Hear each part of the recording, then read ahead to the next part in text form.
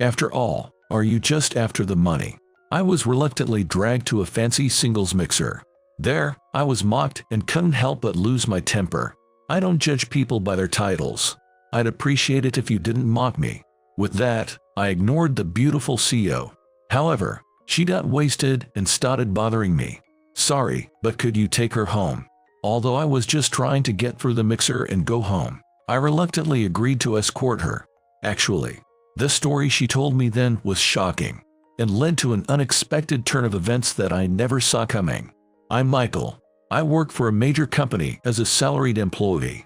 I'm part of the sales department, and my performance is always top-notch. Michael, you're amazing as always. Yeah, but good performance aside, you kinda blend into the background, huh?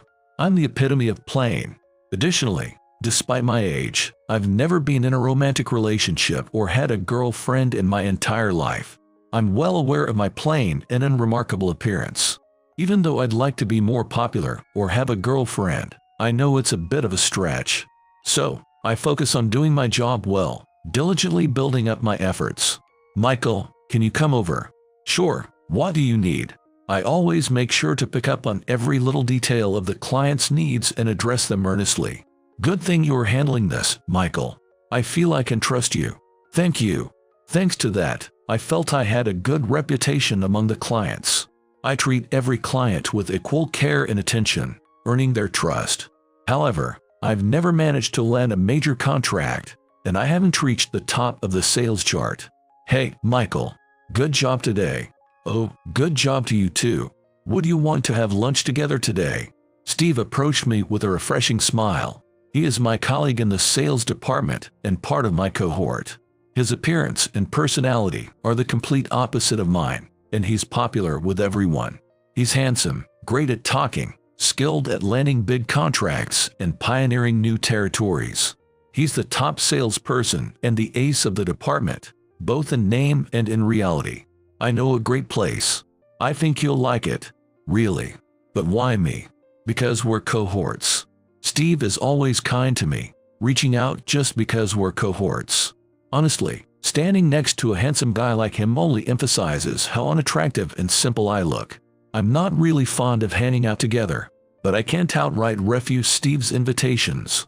Michael and Steve, you guys really get along well. Really. It's nice to see the top salespeople being buddies. In the sales department, Steve and I are considered good friends. It's a complicated feeling for me, wondering why he has to be so attentive just because we're cohorts. Well, I might actually like this. Right. I got the tip from a client and thought I definitely wanted to bring you along. Steve said with a laugh. If his personality weren't so superb, I might have managed to brush him off. But it's just me who's unilaterally uncomfortable. We actually have a lot in common. I can't help but feel even more depressed, thinking if only I were a bit more handsome. What should I do? One day, two of my clients requested meetings, but unfortunately, both scheduled at the same time on the same day. I tried to reschedule, but both were urgent and insisted it was the only day they were available. I thought about asking a junior, but sorry, I'm booked solid that day too. I can't handle a client of yours, Michael. I was turned down like that, and I was at a loss. While I was pondering, the day of the meeting was approaching. What's up? You seem troubled. Something happened. Steve noticed me worrying and asked. I explained the situation, and he offered to handle one of the meetings for me. Leave it to me. Oh, thanks. You're a lifesaver. Although relieved, I couldn't help feeling resentful for being bailed out by Steve. Knowing the client's personality, they'd probably prefer Steve. As expected, the client he took on liked Steve and asked, "Sorry to Michael, but can we request Steve to handle our account from now on?" Honestly, I was frustrated. I lost my client. I knew Steve had no intention of taking it, but it ended up being taken from me. Steve, the client you covered wants you to take over. Me. Yeah. So, let's do the handover. I know I can't let personal feelings interfere with my work tasks, though. I did the handover without showing my frustration. At that time, I was so preoccupied with myself that I didn't notice Steve looking at me with concern. This is it. I trust you, Steve. Thanks. What for? If I had been more relaxed, I might have noticed Steve's complicated expression. After a while, Michael, want to join a mixer? Huh? Steve invited me to a mixer. He accepted the request from a female employee at a client's with the sole intention of expanding his business relationships. The mixer itself is personal matter, but I want to owe the client's staff a favor. So please, join the mixer. Steve clasped his hands in front of his face, pleading. I understood the situation, but wondered why me. With that thought, I sighed. Why not invite one of the younger, good-looking guys from sales instead of plain all me? They refused when they heard it's someone my age. Steve looked sad as he said that. On top of work, I'm just a foil to handsome Steve, and the younger guys probably backed out because the other side was older. Realizing this, I sighed again. Please. You're my last hope, Michael. All right, I got it. Desperately pleaded by Steve, I reluctantly agreed. Steve thanked me and gave me the details of the date and time. Why on earth me, going for a mixer? Alone, I couldn't help but mutter to myself. I never imagined I'd be going to a mixer. Just thinking about the day made my stomach turn. A few days later, the day of the mixer arrived. It was a 3-on-3 mixer, with me and Steve on the men's side, and Daniel, a guy from General Affairs who Steve had also begged to come along, just like me. Michael, you got dragged into this too, huh? Yeah, well, I got talked into it too. Anyway, let's make the best of today. He's from a different department, so we didn't talk much normally. We exchanged contact information when we joined a company since we were in the same batch. It's a shallow relationship, but since Steve suggested at the start, why don't we call each other by our first names? We do. Thanks for coming, both of you. The ladies are already here. We met Steve in front of the restaurant and entered together. The venue was a stylish Italian restaurant. There we met our female counterparts. Nice to meet you. I look forward to tonight. Same here. Thank you for accommodating us, Steve. The counterpart is a woman from a major trading company, which is a client of Steve's, a secretary to the president of another company. And then, there was the beautiful CEO who runs her own company. We're all college classmates. We couldn't always be together like before, but we still meet regularly. We're that close. As I casually thought, they're a close-knit group of 3 friends. I gazed at the women. Then, one of them, the beautiful CEO, looked at my face and slightly widened her eyes. While I was tilting my head in confusion, her expression quickly returned to neutral. Oh, we haven't properly introduced ourselves yet. The president's secretary was always smiling cheerily, while the woman from the trading company had a gentle smile. Unlike them, the beautiful CEO remained cold and distant. I learned her name was Mila during the introductions. Michael, what's up? You seem lost in thought. No, it's nothing. I felt something nagging at the back of my mind but ignored it and focused on the mixer. The mixer went smoothly. Steve, you're really cool. When I heard about you from her, I asked her to arrange a chance for us to meet. Is that so? I'm flattered. The president's secretary seemed to be aiming for Steve, engaging him actively. To summarize the conversation, it seems the mixer was organized because the president's secretary, a friend of the woman from the trading company, learned her company had business dealings with Steve. Apparently, she wanted to meet Steve, so she asked the woman from the major trading company to set it up. I was surprised but not entirely shocked at Steve's handsomeness becoming a talk of other companies.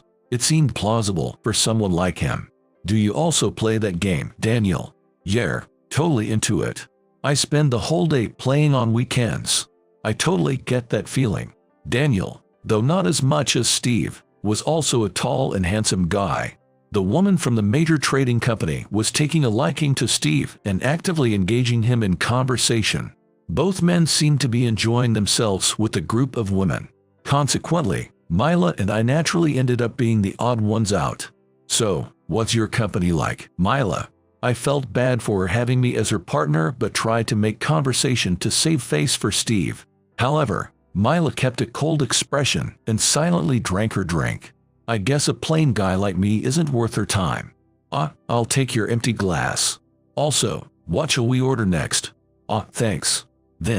From then on, I took on the role of a butler, clearing empty glasses and placing additional orders. I didn't notice Mila glaring at me as I diverted my gaze from her. Are you okay? As the mixer carried on, something seemed off about Mila. Her face was red, her eyes focusing nowhere, perhaps from too much alcohol. She was wobbly and precarious on her seat, so I moved next to her seat to support her. You can lean on me if you need. Sorry, could I get some water, please? I asked the waiter for water and tried to help her drink. I can drink by myself. She then took the water on her own. And then, she stared intently at my face. Why are you so nice to such a plain woman like me? Her sudden question caught me off guard. She looked beautiful, far from plain, in my eyes. I just can't leave a drunk person alone. I genuinely replied, thinking just that. Then she asked, is it because I run a company? Throwing me off guard. Surprised by her accusation, I reflexively asked, huh? Are you after the money too? She accused me mockingly. Normally, I could have replied calmly, but, having had a few drinks, I felt betrayed by her words and lost my cool. I don't judge people by their titles. I'd appreciate it if you didn't mock me. I responded a bit harshly and returned to my seat. I shouldn't have come to this mixer. I thawed as I drank my own alcohol. You're plain just like me. I'm a CEO, but you're just a plain salesperson. Hopeless. Mila, perhaps fueled by alcohol, kept provoking me. Despite her persistent taunts, I endured and ignored them. Hey, you've had too much to drink.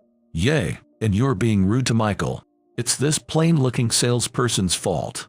Despite being admonished by the other two, Mila kept hurling insults at me. She continued until she passed out, and I just ignored her the whole time.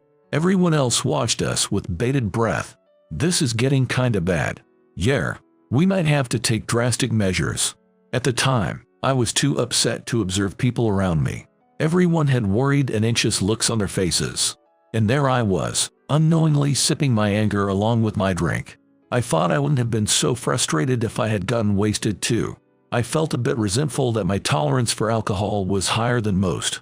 As the mixer ended, I was all set to head home, thinking my part was done. Michael, you leaving? Yeah, of course. Then, I hate to ask, but could you take her home? That's when Steve asked if I could take Mila home as I was leaving. Allegedly, Steve was going somewhere for another drink with the president's secretary, and Daniel was doing the same with a woman from the major trading company. I felt a twinge of irritation at the seemingly effortless formation of pairs. And, you know, Mila's wasted. I feel bad letting her go home by herself. Hearing that, I looked at Mila, who was indeed wasted. The insults she had hurled at me came flooding back instantly, and I felt my anger rising again. But I couldn't just leave her there alone. All right, I'll do it. Thanks. Look, if she says something genuine, I want you to believe her. Puzzled by his words, I still decided to take her home in a taxi. The president's secretary gave me Mila's address, and I headed to her place. Here we are. Where are your keys? In the outer pocket of my bag. I supported her staggering figure and accompanied her inside her home. Just going into the kitchen for a moment, I sat her down on the sofa and fetched a glass of water for her to drink. Unlike at the mixer, Mila quietly drank the water. Thank you. Her voice was barely audible, perhaps sobering up a bit. That should be enough. I didn't want any misunderstandings, so I decided to leave quickly. I've done what I came for, so I'll be leaving now. Wait. As I was about to leave, she grabbed the sleeve of my suit from behind. Surprised, I turned around to find her looking up at me with tears in her eyes. Don't you remember? Honestly, I had no idea what she was talking about. As I looked at her with a puzzled expression, Mila began to unravel her hair that had been set high, starting to tie it into 2 braids. Seeing her face with those braids and bangs, I suddenly remembered a memory from a long time ago. It was from my senior year of high school, at a review class I attended for college entrance exams. Again, she is the first placer. Kinda boring, right? Well, what can you do? Studying is probably her only talent. True. With that look, all she can do is hit the bucks hard. She was always the top student in the review class, with braids and terrible acne, and a gloomy aura that made her the subject of ridicule among other students. Most students, out of jealousy over her good grades, kept their distance. She was always isolated in the classroom, with others talking behind her back. Hey, can I talk to you for a sec? You're good at math, right? Yes. Great. There's something I need help with. However, Back then, I was oblivious to such things and would actively ask her for help whenever I didn't understand something in class. Despite her surprise, she would kindly and carefully explain things to me. I see. Thanks, I got it now. No, it's fine. It helps me study too. Good to hear. Whenever I sincerely thanked her, she would smile with a face that seemed close to tears. But why me? Aren't there others who could help? I'd rather learn from someone who's good at it, and you're always top of the class. Plus, your way of teaching is so clear and easy to understand. Really. But I'm just playing. Hearing her say that, I looked at her in surprise. Back then, I genuinely didn't understand what she meant. That doesn't matter. If it's about being plain, I'm not much different. Is that so? Yes. And what others say doesn't matter. They are just jealous because they can't beat you in studies. Once the exams are over, we probably won't even see each other again. I said that to her, who was concerned about others' opinions, and then focused back on my own studies. She stared at me for a few seconds before continuing to teach. In a review class environment, we weren't particularly close, and I barely even remembered her name. Could it be that you are? I sensed her presence in Mila, who was right in front of me. It took you long enough to remember, she said, smiling with a face that looked like she was about to cry, just like back then. Sorry, Michael. I've caused trouble and even said mean things to you. Do you mind telling me why you said those things? Actually, Mila, now fully sober, began to explain the truth behind the mixer. After entering college, she made close friends with the president's secretary and the woman from the major trading company, often talking about me to them. We often end up talking about our love lives. Then I told them that I couldn't forget Michael, the only boy who talked to me in review class. I confided in them about the kind boy I knew. Years passed, and all of them already got decent job.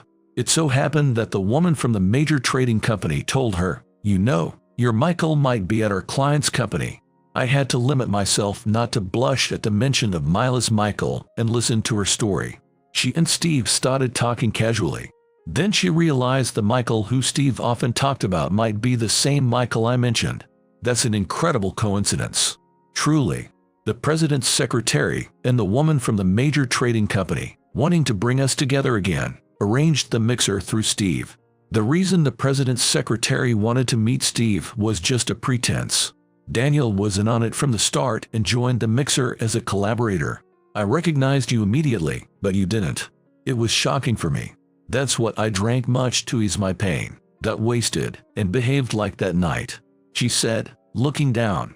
That explained her initial surprise, and why she was coldly drinking alone after realizing I didn't remember her. I'm really sorry. No, don't apologize. It's my fault for not recognizing you. I hurriedly reassured her as she apologized again. I never imagined Mila was the girl from back then, nor that she would remember me. By the way, you've become so beautiful. I'm amazed. Thank you. She smiled wryly at my comment. I spend much time and effort on my skincare and regular gym visits to maintain my look because both of my friends are beautiful. She laughed, saying her friends had supported her transformation and currently, they go to the gym together. She told me this while laughing. You are blessed with wonderful friends. They really are my dear best friend. She smiled at my words. We exchanged contact information, feeling a good vibe from the honest conversation. There's a cafe near my office, and they will soon start serving a limited-time menu. Would you like to go together? Absolutely. Help me pick the best dishes then. I can't wait for the day, Michael. Sure, I'm looking forward to that day too, Mila. Since then, we began to go out together frequently, and our relationship grew gradually. After meeting a few times, we started calling each other by our first names. I hope you'll enjoy it. After hearing the reason for the mixer, I realized she had feelings for me, and every meeting made my heart race. And somehow, she seemed even more beautiful than she was at the mixer. Honestly speaking, at that time, I wanted to invite you to a cafe to talk about things other than studies. Whoa, really? Yes, but I didn't have the courage back then.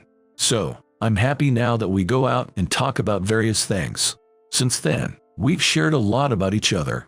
Mila became open-minded to me.